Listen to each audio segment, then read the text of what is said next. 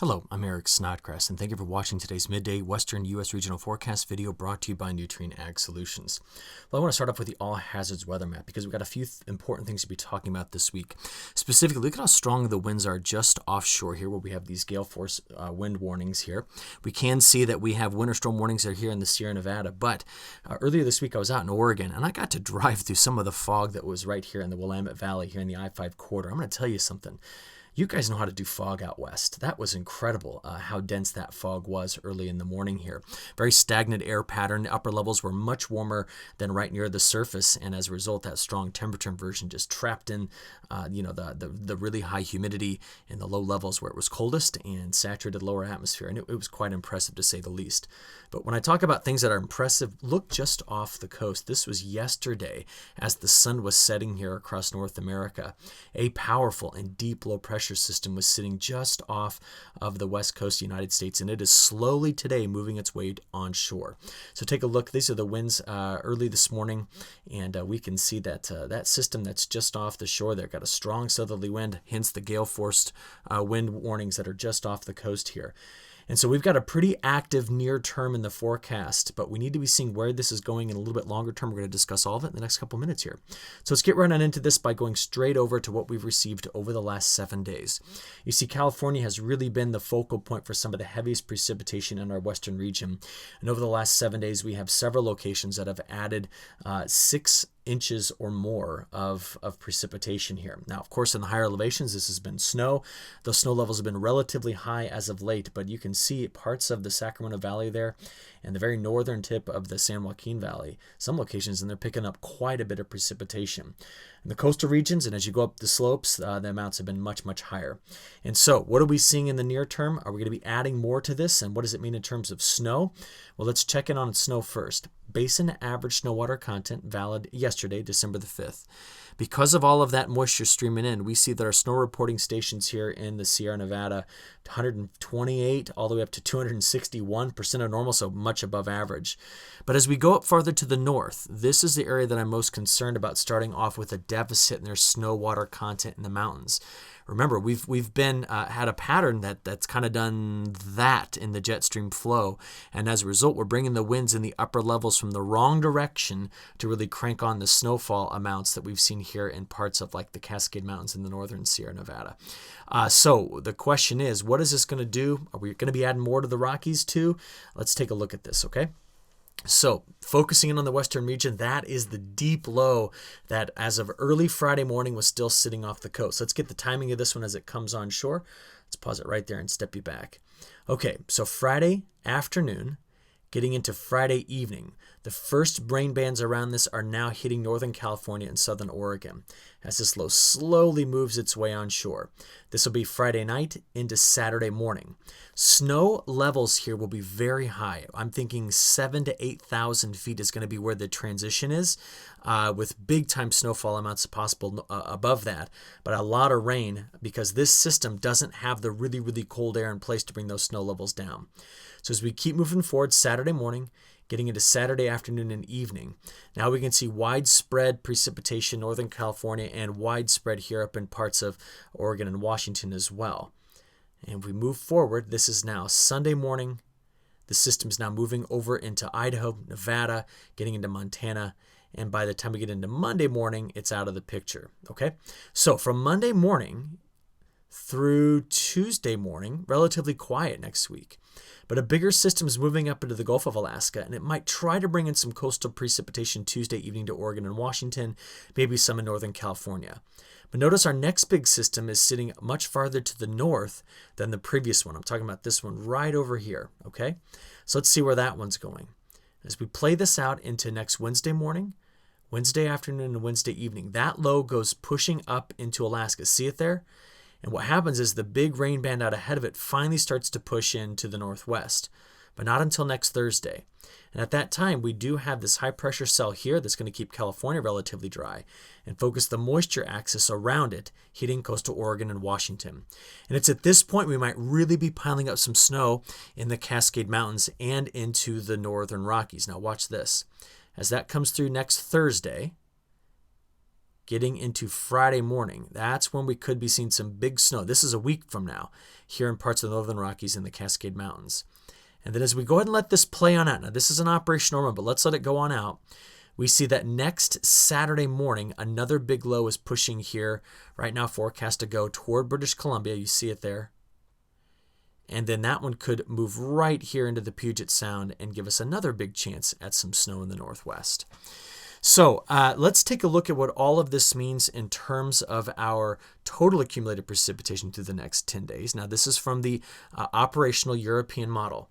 And when we look at this overall, Northern California up through the Oregon and Washington coast getting more seasonable. I mean, this is much more closer to normal in terms of precipitation amounts. And you can also see with the last two systems we just detailed what we're adding here to the Northern Rockies. Now, because of the trajectory of these systems that you saw, Southern California, let's just draw a line right there, much less precipitation than we saw in Northern California. All right. Now, watch what I'm going to do here. I'm going to show you the total amount forecast by the European. This is the difference from normal. Okay. So what we're looking at here is precipitation anomalies. And because of the trajectory of these next two systems, there's actually a little corridor right in through here that would actually be seeing drier than normal conditions out of this pattern. What I'm trying to tell you, though, is this thing isn't locked down, the trajectory of these next couple of systems. So don't take this, as gospel truth here as to what's going to happen in parts of Oregon and Washington here. But the point is to say that the next 10 days does look relatively volatile. All right. We do have some drier stretches in there, but next 10 days does look like we have several systems that'll be impacting us coming out of the Gulf of Alaska.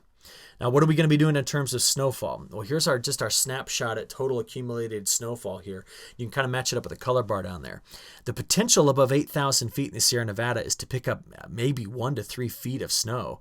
But as you get over here into parts of the Cascade, remember, a lot of this is coming with the second and third systems late next week. Same thing for Northern Rockies here in like the Payette National Forest, getting up in the Sawtooth, and then over to the Northern Rockies there in Montana. A lot of that, again, is coming with the two systems next week, and there's some uncertainty with those. So we're looking out here pretty far out, but the potential is to pack up some of that snow here in the near term. Now, what are our temperatures doing? Well, the problem is the North Pacific is still quite warm, and therefore we are not going to be able to really drag quite a bit of colder air down the west coast with the trajectory of the next few systems. So this is days 1 through 5. Over here on the left from the 0Z GFS run, and on the right I have the European ensemble. And you're going to see the transition here going over the next 5 days, the next 6 to 10 days, that the cold is really anchored here over the eastern half of North America. And as a result, we're going to maintain our slight warmer bias, hence the higher snow elevation levels, which means more rain than snow, and that carries all the way out until we get here into the third week of December. So we see much of the cold is, compared to normal, is going to be tucked away, here in the eastern half of North America. All right. Now, looking here a little bit longer term, I want to just show you week 2 only. So in other words, we see these systems coming through in the next couple of days, and then we see the systems coming through early next week. What about starting next Friday and going through the following Friday? That's what this is. Overall, I see a problem here with the Northwest, generally from the European model, showing up with less than average precipitation. And I want to try to figure out why that is. So I'm going to take you here to the upper levels of the atmosphere in the middle of week 2. So this is right at day 10. And again, because of the trough that's sitting here, we're going to be really focusing much of the jet stream flow south a bit like that. And we see in general ridging that's stretching up here along the west coast. Now, we don't want to see that. We want to see a deeper trough that kind of barrels in here into the Gulf of Alaska. Remember, we talked about this, and that trough sweeping through, bringing a much stronger flow off of the Pacific Ocean. And as we get out, exclusively looking at week 2, right, the pattern does appear to calm down. And it may not be until we get into the third week of December that we start to get back over into hopefully a bit more of an active pattern here. And I do see at that time that we're going to be seeing a trough ridge pattern that's going to be setting up here over the Bering Sea, ridge in between it, trough coming into the west coast. That's good for precip. But again, we're out here to like December 21st with some ridging over the southeast and a deeper trough sitting here over the North Atlantic, getting up to Greenland and the Hudson Bay. So in the near term, active. Week 2, again, starting next Friday, going to the following Friday, things seem to want to calm down a little bit, but then maybe getting more active as we get here closer to kind of our end of month holidays, around Christmas time. So we're going to have to watch this one very carefully. You can also see it a bit here. Look at the strong subtropical jet stream flow. Whereas the fastest winds in the Pacific are coming off of Japan. They haven't yet kind of completely made it around to this area, which is what we need them to do to really crank up our precipitation amounts here as we get exclusively looking at that week 2 time period.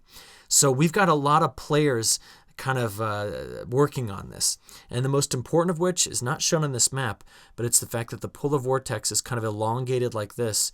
If we can kind of pinch off a piece right here as we get toward the end of our month into the new year, that could then come around and really crank things up into January. Okay, it's just something I'm going to watch, not nailed down just yet.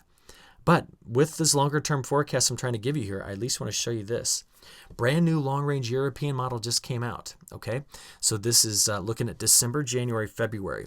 Biggest differences, we've lost in the European model the warm bias we had seen for so long in this model for winter.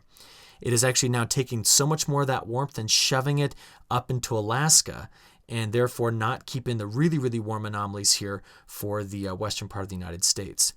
But with the warm North Pacific shoving both moisture and the warmth north, it doesn't give us, well, at least in the models, the strong onshore flow in the Pacific Northwest, which means we may hang on to a drier bias throughout much of our winter. Now, that doesn't mean it's not going to precipitate. It just means drier than normal. Meanwhile, we do certainly see subtropical jet stream activity really cranking up, so it could be a little bit wetter for California. So it's a complicated forecast, and the European model is not the end-all, be-all of how this, our long range works, but it's a piece of the puzzle that we need to start using to put together what we think could happen here. All right. So I'll be thinking about it over the weekend, doing some further analysis, and I look forward to talking again next week as we're going to watch several of these systems come on shore. All right. But until then, you guys have a great week, and we'll talk to you again soon. Thank you.